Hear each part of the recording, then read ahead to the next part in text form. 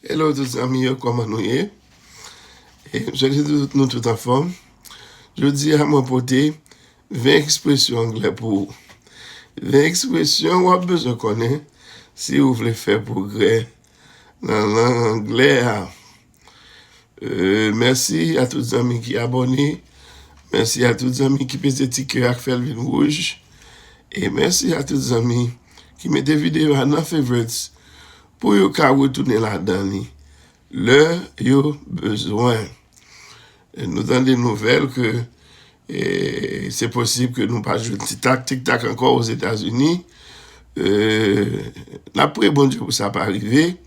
Mais par mesure de précaution, il faut qu'on ait que moi sur YouTube, moi sur Facebook, pour les gens qui veulent rester connectés ensemble avec moi, make sure que vous allez abonner avec moi sur YouTube et sur YouTube surtout. Et pour capable toujours qu'il y ait contact ensemble avec moi, même si TikTok t'a vu pas available encore dans New York, ou a toujours en contact avec moi, m'a toujours l'autre vidéo sur YouTube, côté ou capable toujours continuer à apprendre ensemble avec moi. En avant, are you ready for 20 expressions in English? All right, let's go. Number 1. Someone is knocking on the door. Someone is knocking on the door. Il y a un monde qui a frappé porte là. Number 2. Who is it? Who is it? Qui est-ce moun ça?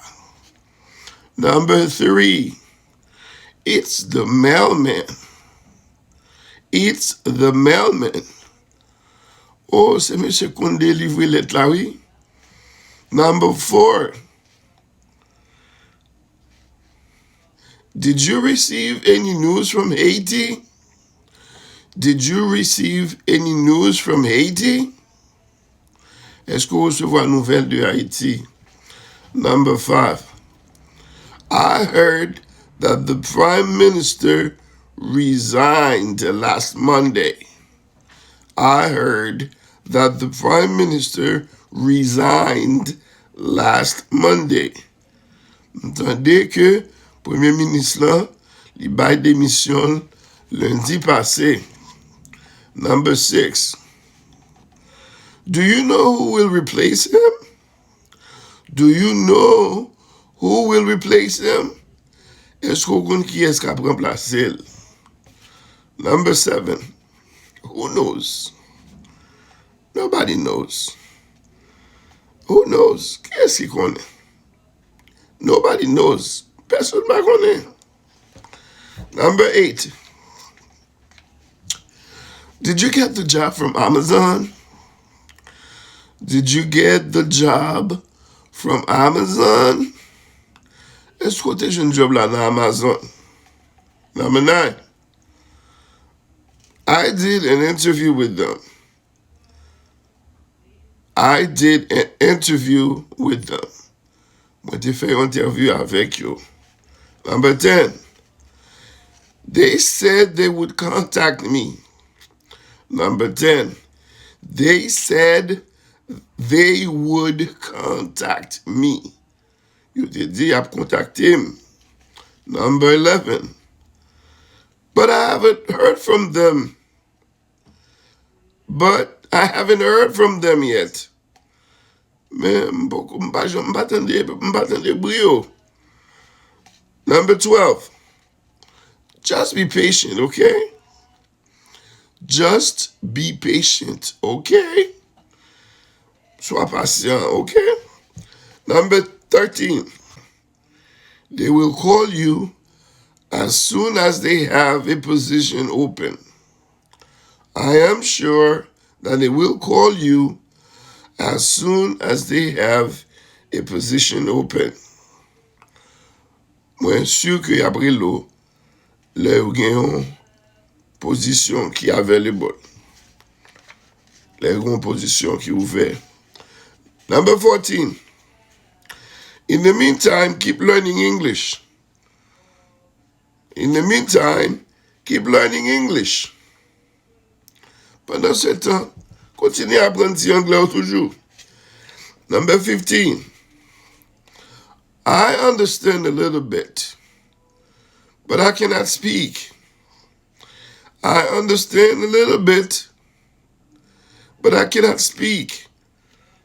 Je comprends un peu, je ne peux pas parler. Number 16.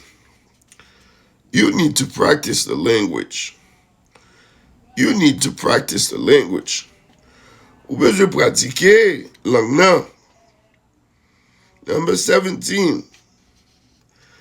Watch movies in English. Gade film en anglais. Gade ti comédie en anglais. Gade TV en anglais. Ça a aidé à apprendre. Watch movies in English. Number 18. Talk to your friends in English. Parlez avec zanmou yo en anglais. OK?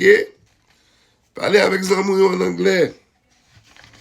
Pas parler. Number 19. Don't worry about the mistakes. Pas worry about mistakes. On toujours faire mistake. C'est pendant on fait mistake yo, on va apprendre encore plus, OK? Don't worry about the mistakes. Number 20. Life is all about learning. If you stop learning, then you stop living.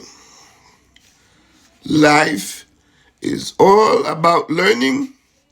If you stop learning, then you stop living. Tout autant on vit, il faut apprendre.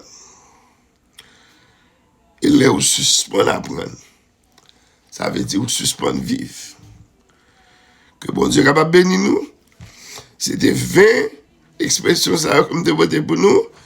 Apprendre et nous va faire progrès dans la langue anglaise. À la prochaine occasion. Est-ce que vous avez? Non, pas de